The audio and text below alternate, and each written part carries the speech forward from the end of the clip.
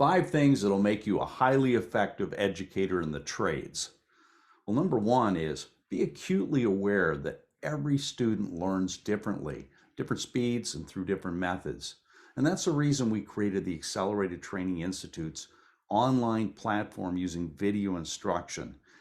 This allows a student to go rewind, look over something again, and really understand what they're learning. They'll see it, they'll hear it, and we use close-ups that you couldn't get from the front row of a classroom to teach them how parts interact, and along with many other types of methods. But make sure that you don't try and put each student in a box. Be aware of how they learn best.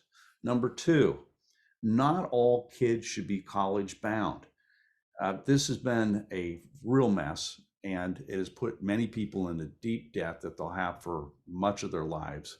And they frankly aren't better off economically for it, because 50% of all people who go to college never complete it.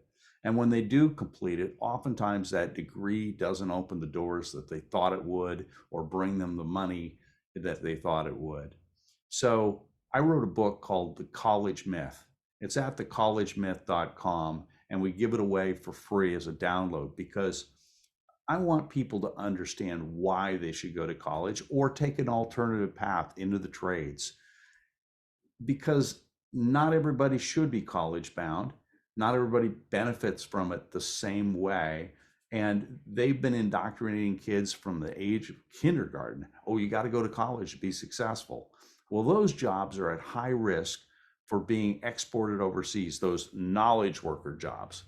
Many of them are overseas now and for pennies on the dollar.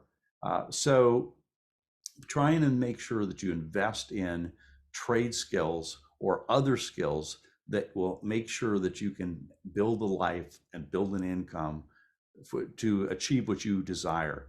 And one of the things that's a huge threat now is robotics and AI. And yet many of the trades will not be replaced by those because they're not capable yet of performing those works. And so for the next decades, and maybe even century, trades will be a valuable place to be. But I believe in higher learning. We should in fact be lifelong learners. Next is individual desire is what really drives learning and achievement.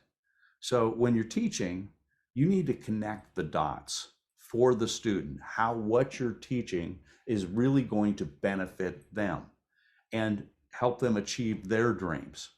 So why don't we teach things in school like math, but have it applied to financial investment or money management, things that they can relate to and want to achieve. As a good instructor, you'll help them connect the dots. And number 4, pay attention to those C students, those C grade students, because oftentimes they'll end up being the owners of the companies that all the A students work for. And partially that's because those daydreamers that may not be following the path rigidly laid out for them oftentimes have the ideas and create the businesses that everybody else is going to work for. And after all, they love hiring those A players to work for them. I certainly do. And then finally, provide paths and exits to help them achieve what they want to achieve. If you understand what your students want to achieve, help them.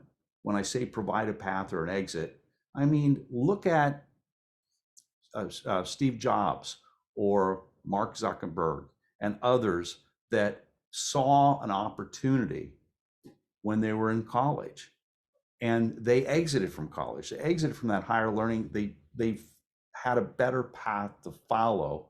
And there were people along the way that helped them do that. So don't just drive people to get a degree, really help them get what they want, which is an end result or a bridge to their passion and dreams. And if you do those things, you'll be a great educator, particularly in the trades.